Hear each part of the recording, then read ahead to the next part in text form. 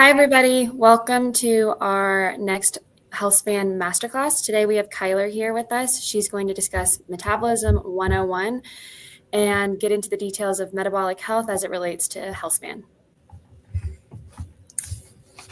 All right. Thanks, everybody, for tuning in online. If we haven't met before, my name is Kyler. I'm a nurse practitioner, and I specialize in healthspan and wellness. I'm super excited to present about metabolism. It's something that I talk about a lot in my practice with my patients. And first of all, just a huge shout out to Sophia and to the marketing team for helping with the production for these master classes. My talk today is really going to focus on metabolism through the lens of the 7 shields of health span that Chris talked about last week. As you guys probably know, metabolism is a lot more than just calories in and calories out. So if you have time to go back and rewatch Christine's chat on anti-inflammatory nutrition or Dr. Clearman's presentation about toxin avoidance, and especially Josiah's conversation about heart rate zone training, all of those things, having that background knowledge of all of those different elements really will help to play into your own knowledge of metabolism and give you some ideas of how to improve your metabolic health. So like I said, the goal of my talk today is just to empower all of you guys with a foundational understanding of what metabolism is and give you some ideas of practical tools that you can use to support your long-term health. So we can start off with what is metabolism. The simple definition for metabolism is just how your food or how your body converts food into energy. There's 2 key phases that we're talking about when we're talking about metabolism, and one is catabolism, so that's the breakdown of molecules to release energy, and then anabolism, which is building things. So this is using that energy to repair tissues, make hormones, all of those kinds of things. Metabolism really is more than just weight management. It's really key to all of your body's functions. So we're talking about producing energy for your muscles to move, for your nerves to conduct impulses and send signals around your body. It's a lot more than just weight loss. There are a few key concepts in metabolic health that are important to understand. First of all is just glucose and insulin. I think that's what most people think of mostly when they hear about the concept of metabolism. And that's really thinking about the breakdown of carbohydrates into glucose. So the things that you're eating and you're breaking those down into glucose that gets taken up into your blood system. And then insulin is actually the hormone that's going to help move that glucose into your cells. From there, that glucose at the cellular level is used to create ATP. So it's a really hot topic in the wellness world right now, but mitochondrial function, right back to 5th grade biology, mitochondria, the powerhouse of the cell. This is an important part of metabolism that we don't tend to focus on much in the healthcare world. Another concept that's very important is metabolic flexibility. And so that's going to be the ability of your body to switch between burning carbs and burning fat for energy. A lot of the time when we're thinking about metabolic dysfunction, it's that people end up stuck. The body ends up kind of stuck in a glucose burning mode, really focused on burning sugars, and can't switch back to efficiently burning fat, even during fasting or exercise. And so training, a lot of the things that we talk about in Healthspan are a lot about training that metabolic flexibility for your body to be able to use both fats and carbs. And then another huge concept is just focusing on muscle as the metabolic engine of the body. Muscle tissue is extremely important in regulating your metabolism. It's one of our most mitochondrial dense tissues. So there's a ton of mitochondria in there that are burning, creating ATP and burning energy. And there's also a lot of glycogen storage. So even that glucose that we're not immediately using can be stored in that muscle tissue. So when we're talking about metabolism, muscle mass is extremely, extremely important. Why does metabolic health matter? So there's a few main reasons. A lot of the times when we're thinking about metabolic health, we're thinking about blood sugar management. Typically, another big thing with metabolic health is energy, mood, and focus. So like I mentioned earlier, metabolism is about creating energy in your cells to do all of the things, not just break down your food and create energy for your muscles to move, but it's also about your brain function, how well you can grow, all of those different things. Metabolic health also has a really important interplay with hormone regulation. So that's why we'll see hormone dysfunction, or we'll see some hormonal imbalances with people who might be experiencing metabolic health issues. Another big thing with metabolic health is it's really important for preventing long-term disease. So any type of metabolic dysfunction can cause some chronic conditions like type 2 diabetes, insulin resistance, even increase your risk for heart attacks and strokes. And the thing about metabolic disease that's important to know is that it's very interdisciplinary. So there are some genetic conditions and things like that that create metabolic dysfunction that you might need to see an endocrinologist for. But metabolic dysfunction can also really impact your cardiovascular health. So it's not just one specific discipline of medicine where metabolic health is important. It's really your whole body and your whole health. So here at Healthspan, we're really focusing on thinking about metabolic health from a root cause approach. So we're going beyond calories in, calories out, and we're thinking about whole systems. So how does gut health, hormones, sleep, stress, all of those different aspects, how do all of those things impact metabolic health? When we're thinking about this, I like to put it in the lens of the shields, because metabolic health isn't just biochemistry. I mean, it is a lot of biochemistry, but it's a lot more. We're thinking like mindset, movement, fueling, recovery, nature, adaptive stress, and social engagement. All of those things are going to have a complex interplay into each individual person's metabolic health. If you've read Glucose Revolution, you might know that she uses a lot of examples about how two people have very different metabolic rates. So two people can eat the exact same thing, and because we have this complex, we exist in these complex bodies with all of these different things affecting our metabolism, two foods could impact two people completely differently.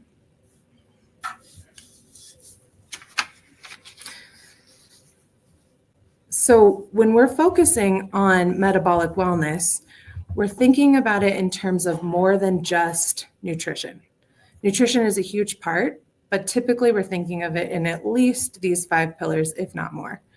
When we're thinking about nutrition for metabolism, we're wanting to focus on protein, prioritizing whole foods and anti-inflammatory foods in order to minimize blood sugar spikes and really provide our bodies with the best nutrition that we can. Blood sugar balance is a really important part of metabolic wellness. We'll get into a little later some of the lab markers that I look at when I'm thinking about metabolism, but blood sugar balance is a big piece. For movement, as far as movement goes, we're going to think about metabolic wellness in terms of zone 2 cardio and strength training.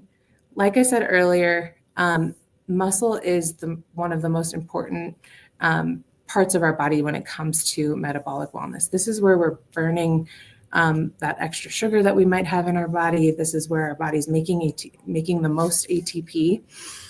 And so really taking control of our health really and focusing on building muscle is really, really important when we're thinking about metabolic wellness. The CDC guidelines, as far as physical activity for adults, tends to be 150 minutes of physical activity per week, with 2 strength training sessions per week. So that's what the CDC recommends for baseline for adults. And I tend to agree with that recommendation. Except sometimes they'll say you can swap out that 150 minutes of moderate intensity for 75 minutes of more vigorous. And if you go back to Josiah's heart rate zones training, you'll kind of learn a little bit more about the benefits of zone 2 cardio. And I really am more on the line of thinking that getting that 150 minutes of zone 2 is a lot better for you metabolically. A big way that you can do that is just by really focusing on getting those steps in per day. So really aiming for 7,000 to 10,000 steps per day is healthy for you metabolically. Another big thing with metabolic wellness is sleep and recovery, which is one of our 7 shields for Healthspan. Aiming for 7 to 8 hours of quality sleep per night isn't just about mood and energy levels. It really can have a huge impact on your metabolism. If you're not sleeping and recovering adequately, you're not going to be able to regulate your hunger signals as well. There's a lot of research that shows that being under recovered and not sleeping enough can lead to insulin resistance. For example, people who are shift workers, anybody who's working nights, they'll have higher incidences of insulin resistance just because they're not getting that restorative wellness. Stress management is a big piece too. So this is a piece of metabolic health that I think we can really improve on as a whole, as a society. We really focus on it here in Healthspan, but those activities like breath work, meditation, doing HRV training with something like a heart math device, spending time in nature, all of those things that we do to address our chronic stress is actually really, really important for maintaining our metabolic health. When we're in a state of chronic stress and our sympathetic tone is activated, it's going to change our metabolism compared to when we're in that rest and digest parasympathetic state. Another piece, gut health. As far as gut health goes, when we're thinking about metabolism, we're really thinking about nutrient absorption, detoxification. This can be probiotics, prioritizing fiber, those kinds of things. That's also another aspect of metabolic wellness that we don't always focus on as much as just thinking about nutrition and counting calories. So lab markers that we use to help track metabolic health. Some of the lab markers that we're looking at mostly focus on glucose metabolism. So we're looking at your fasting glucose. So that's the second one down on this list. That is the amount of glucose that's in your blood sugar when you're fasted. So that's why we're asking you guys all to come in and do your labs fasted. We want to see where your blood sugar level's at first thing in the morning before you've eaten anything. Ideally, that's under 100, somewhere in the range of 70 to 90, but under 100 is the goal. The other, another marker that goes with that fasting glucose is that fasting insulin level. So just like we're measuring glucose first thing in the morning, we want to measure that insulin level first thing in the morning before you've had anything to eat. The normal range for this can vary depending on the provider that you're talking to. We like to see numbers Under 10 is great. If we're seeing numbers that are higher than 10, closer to 20 or higher than that, that's a sign that your body's producing a little extra insulin. So for some reason, your body is telling itself that it needs a little extra insulin to help put away some of that glucose that's in your blood. Hemoglobin A1C, so that's the third one down. That is a measure of the glycosylated hemoglobin. So they're looking at how much sugar is stuck to the red blood cells in your blood. And it's a good estimate of what your blood sugar has looked like over the past 2 to 3 months. This one, I always warn my patients, like, as with any of our labs, we really need context. So if your A1C is a little bit off, the provider that you're working with should definitely be checking to make sure your hemoglobin levels are normal and things like that. But it's a good picture of where your average glucose has been. Those 3 markers are really what we're focusing on in Healthspan, just to see where we are metabolically. The HOMA-IR score is an insulin resistance calculation that we can use to look at, your risk for insulin resistance. So a lot of the times we might see that you have a normal fasting glucose, but your fasting insulin might be a little elevated.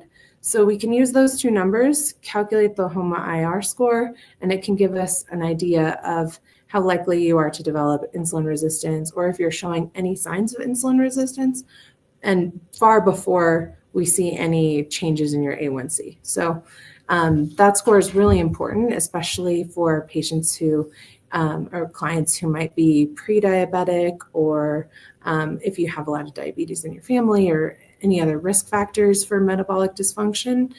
Having that HOMA-IR score is really helpful because it can help us understand if you're at risk for developing some metabolic dysfunction and how to be a little more aggressive. Some additional valuable labs are, our lipid panel. It's great to do some advanced lipid testing too, like the ApoB. The ApoB is an advanced lipid marker that we'll use to assess cardiovascular disease risk. So that, in addition to your lipid panel with your HDL, LDL, good cholesterol and bad cholesterol and total cholesterol, will give us a good idea of what your metabolic health is looking like as well. Additionally, that HSCRP is good for metabolic health also, because we can get a good picture of any low-grade inflammation. Insulin resistance, metabolic syndrome, metabolic dysfunction, all of those things can cause or can be caused by, or can be influenced by low-grade inflammation in your body. And so having that HSCRP level is really helpful for us to know, okay, are we dealing with some metabolic dysfunction, or are we at risk of developing it? Additional tools we have for metabolism tracking include things like continuous glucose monitors. These are super helpful devices that are now available over the counter. They used to just be available for patients with diabetes, but it's a little device that you put into your arm, typically for 10 to 14 days, and it real-time measures your glucose levels.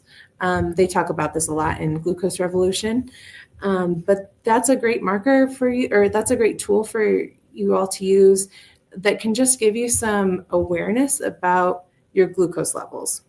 They give real-time feedback for what kinds of foods are impacting your blood sugar levels. How does your activity impact your blood sugar levels? And they're really just great for helping to develop some awareness about trends. I remember one of the biggest things I noticed, and I'm a healthcare provider who studied this for many, many years. And I remember wearing a CGM and thinking, okay, I'm going to try this walking after dinner thing. And I remember the first time I did it, I had dinner, went for my walk, and I noticed that my glucose didn't go as high the 2 hours after my meal. And I was like, oh, it works. So sometimes it's just nice to have that tool to give you that real-time trending and real-time analysis. Body composition analysis is also a super important tool for metabolism tracking. So when we're thinking about metabolism, going beyond just weight is really important because we're really wanting to focus on muscle mass. We know that having increased muscle mass is going to help with your metabolic health because that muscle mass is going to burn that extra sugar. That's where you're storing glycogen. And so really focusing on muscle mass versus focusing on just weight itself is really helpful when we're talking about metabolism. Some additional things that can help too would include sleep tracking. So using something like an Oura Ring or a Garmin watch to monitor your sleep is really helpful because you can see, are you getting that restorative time? And if you're not, really focusing on improving that can do wonders for your metabolism. And then meal and symptom journaling. Of course, it's always helpful when we're talking about metabolism. I know I've said this a bunch of times. This is not about calories in, calories out, but logging your food and having a good idea of the ratios of the macronutrients that you're taking in can really help, especially if you're working with a functional nutritionist. It's helpful if you're tracking, that way you can optimize those macronutrients. So like I said, some key habits that make a difference when it comes to metabolic health. Walk more. I think we can all agree that getting some walking in is helpful. Metabolism, like I've said, is complicated. So it's not just about, when we're walking, it's not just about burning energy and using our muscles. We're actually also encouraging our gut health to improve. Walking improves your gut health and really gets you some of that zone 2 that you might need. Some other habits include strength training. So building that muscle mass, it's a key driver of that metabolic health and metabolic rate. Focusing on protein, making sure that you're getting enough high quality protein throughout the day to support your muscle health and your metabolic function. Another note just on nutrition and protein, when it comes to metabolism, our body is really great at adapting. So a lot of times people ask me, okay, what is the perfect amount of protein, or what is the perfect ratio of protein to carbs? It's going to vary. The answer to that is it varies person to person. And then even for that individual person, it's going to vary based on the phase of your life, what you're doing physically. Are you training for something? Our body's always adapting to what we're doing. So working with a provider who can kind of help you to tweak your nutrition so that you're getting away from any of that adaptation really helps keep that metabolism functioning well. Prioritizing your sleep. So making sure you're getting 7-8 hours of high quality sleep is really crucial for regulating your hormones and your metabolic processes. And then managing your stress. So really incorporating those stress reducing activities into your routine. I try to encourage my patients to really structure this in weekly. So just the same way that you're going to plan your workout and meal prep your food, you're going to also plan in your stress reduction. There's a lot of different ways that we can measure and quantify stress now, and really focusing on that can do a ton for improving your metabolic health. So some key takeaways, metabolic health is really essential for overall well-being. Metabolism can be pretty complicated because it's a combination of so many different factors of our life, and lifestyle can really drive your metabolic health because it's not black and white, and there's a lot of different parts of your life that will impact your metabolism. It's important to focus on all of these different pieces and really think about it in terms of overall health. Those daily choices that you make can have a huge impact on your metabolic health. I really want to just drive home that point that, like, if you're not sleeping well, if you're not managing your stress, if you're not focused on your gut health, all of those things will have a huge impact on your metabolic health beyond just focusing on nutrition and movement. If you're focused on nutrition and movement and you're not focusing on your sleep, your stress, you're just not going to make the progress that you're looking for. And then another takeaway is just that incremental progress leads to lasting change. I like to also remind patients too that just like with a lot of the things that we're talking about here in Healthspan, focusing on a few small aspects at a time can have a huge impact. And we're all individuals, so what one person needs is going to be different than what another person needs. For one person, focusing on that sleep, focusing on that stress reduction might be the key to really unlocking some metabolic gains, whereas for others, it's going to be nutrition and physical activity. But just remembering that each of those things is important, and just working on it a little bit each day will definitely improve your metabolic health over time. I think that's my last one.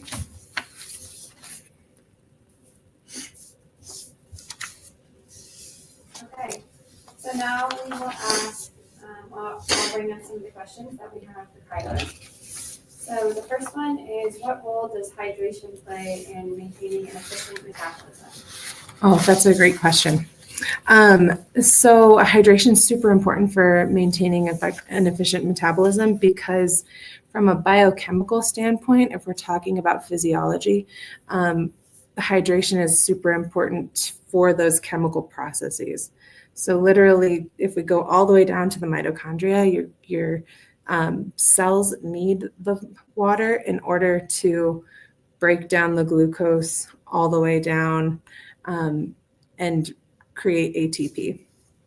All of those different chemical processes need water in order for them to happen. If we zoom out a little bit and go a little bit bigger, hydration is important in terms of absorption of nutrients, gut health, and then just in general, moving all of that glucose, moving everything around your body. Is there a difference in metabolic response between aerobic and anaerobic exercise? Yes, great question.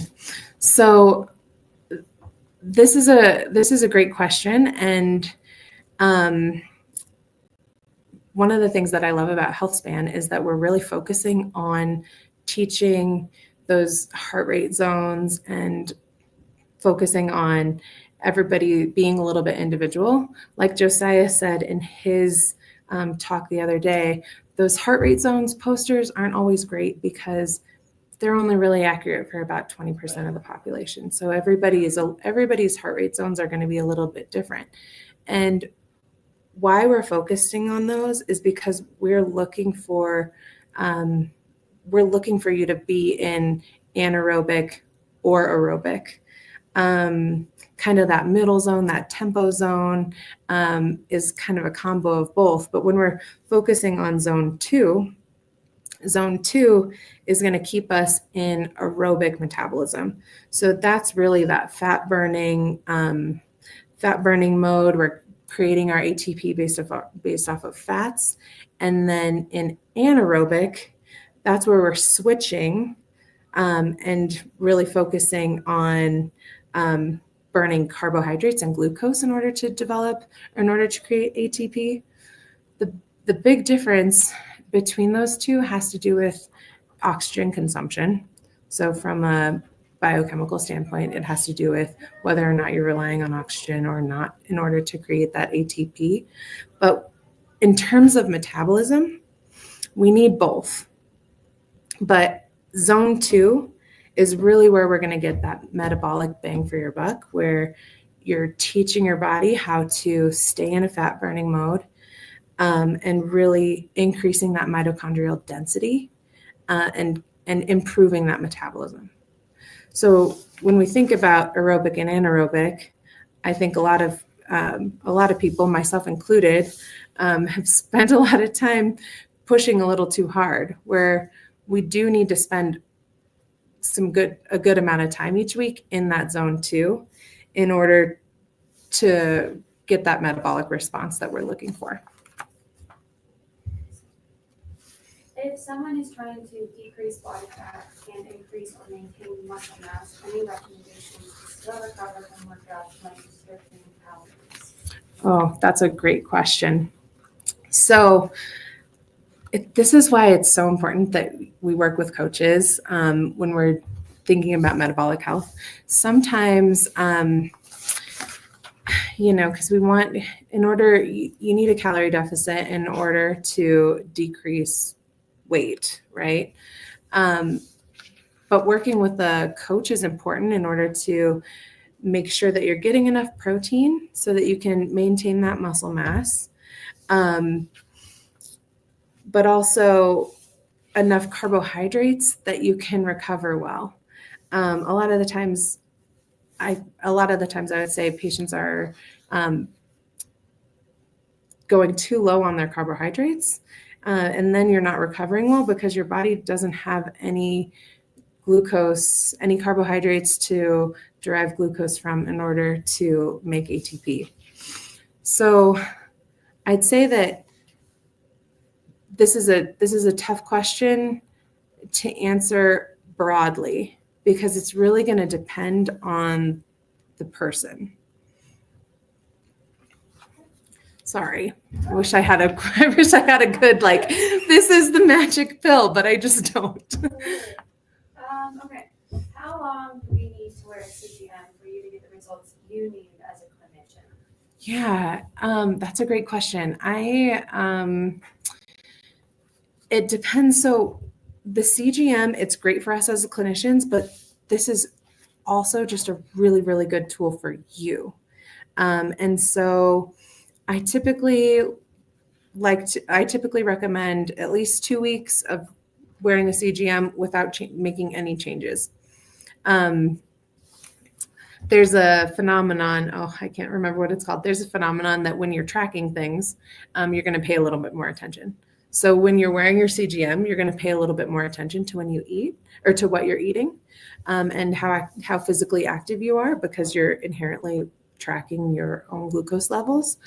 But keeping that CGM on for about 2 weeks of just your baseline, like your normal routine, will really give you a good picture of what your typical diet, your normal shake, your normal lunch, your normal work day, what it kind of looks like, and how that's impacting you. So 2 weeks is good for just that baseline. And then if we're going to make any changes or if there's anything that we're looking at, we might see for somebody that their blood sugar is a little high during the day and it's because we're noticing that they're not sleeping as well, we might need a little bit of extra time, like 2 or 4 weeks of time in order to just kind of see how those changes impact your glucose levels. It's also good to do one for a couple weeks, make some changes, and then come back and do another CGM 2 or 3 months down the road once those changes are kind of cemented into your lifestyle. Can you please provide an example of how you plan for stress reduction? Great question. So there's a couple tools that you can use. There's some great meditation apps, like all Vail Health employees have access to Headspace. So you can, use an app like Headspace or Insight Timer and build that stress reduction into your day. So some patients will do that like in the morning or at the end of their workouts. They'll just plan in that they're going to do 10 minutes of breath work or 10-minute meditation. every day at this time. Another great tool that you can use is called HeartMath. And HeartMath is a heart rate variability training tool. So it's a great tool that you can use to help develop that awareness of how breath work or mindfulness really impacts your stress levels. Using the HeartMath tool, you can kind of watch your heart rate change as you deep breathe or as you go through the different exercises. So that's a great way. HeartMath typically, you can work with coaches who specialize in it, but typically HeartMath is something that you're going to do for 15 minutes a day or something like that. Some other ideas are just like being really mindful about your activities. So if you're going to do, that going on a walk with your dog is really great for your stress levels, being really mindful about that decision and saying like, okay, Sunday morning is the time that I am going to go out by myself for a nice walk, and really bringing that intention to it, that this is my time for stress reduction, really can do wonders. And scheduling it in is helpful to create that accountability. When it's on your calendar, it's almost like you promised yourself that you're going to do it, and you're worth it. And taking care of ourselves is important, and planning it in and scheduling it is an important way to plan it. Can you tell us about fiber or different types of fiber and how this affects our metabolism? Yes, fiber has a huge impact on metabolism. So when we're thinking about fiber, we're really thinking about absorption of nutrients, whether or not and how well your gut is functioning. So if you're not getting enough fiber, what can happen is you can get some constipation, things are backing up. So things aren't moving through your gut as fast as they should. You can also get the opposite effect sometimes, where if the food that you're eating is passing through your gut too quickly, you're not going to absorb the nutrients either.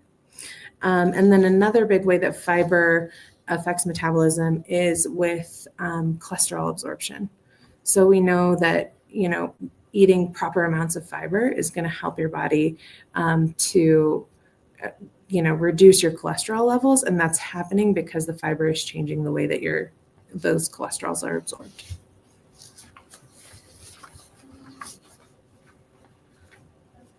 These are good questions.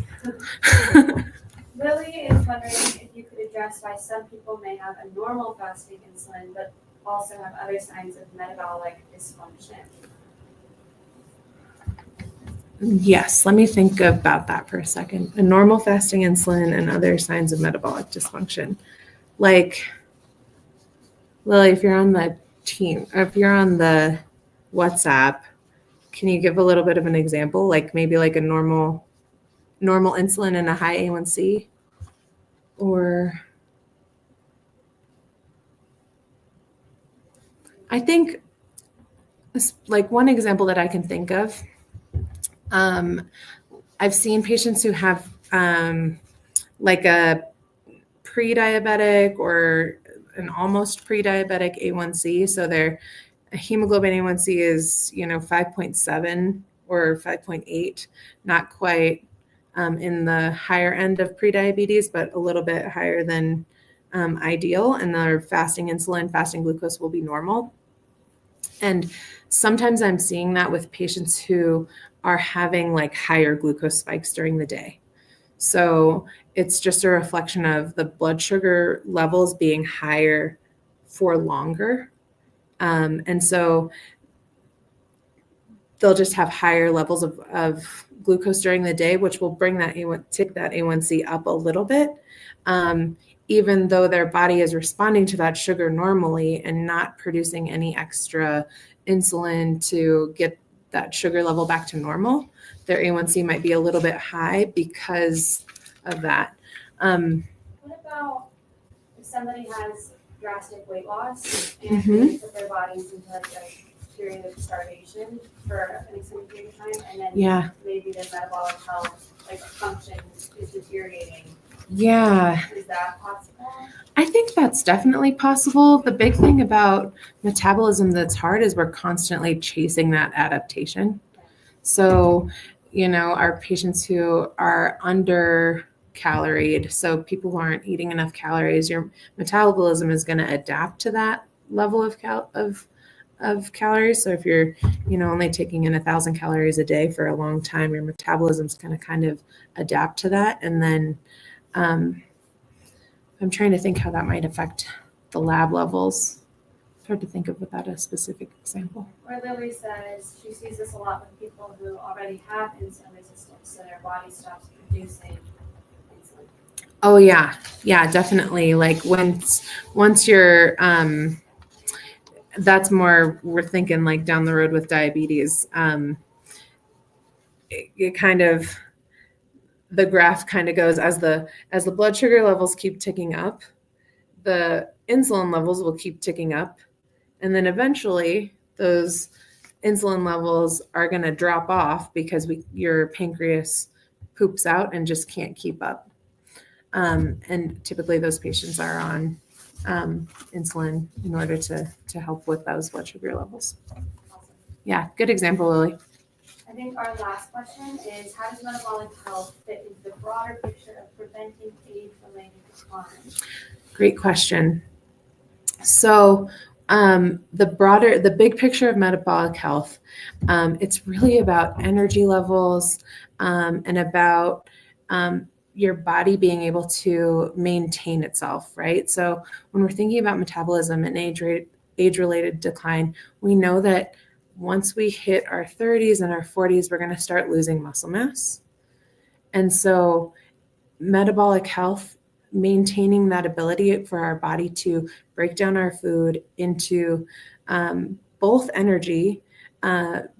break down food into energy, but then also use that energy to do the functions that we want it to do, move our muscles, think, all of those things, but also to rebuild and maintain that muscle mass, maintain that bone health, is really important in terms of preventing that muscle mass loss, bone mass loss that's going to happen as we age. Awesome. Thank you, Evan. Just some upcoming events. Next week, we have our masterclass with Genevieve on balancing work and life with exercise. The following week, Dr. Barry Sandler will give us a quick guide to Healthspan. Then we have our nutritionist, Jen Summer-Dirks, on nutrition for exercise. This is our retreat, the Healthspan and Wellness Retreat, November 1st through the 8th, and you can learn more at valehealth.org/retreat. And that is it, I think, for our upcoming events. Once again, everybody, thank you so much for joining today, and thank you for bringing your questions. These live Q&As, I think, are really helpful for us in our community. Please share this link as you see fit with the rest of your community. It will live on our Vail Healthspan YouTube page, which I will send out a link as well. And we will see you next week. Thank you.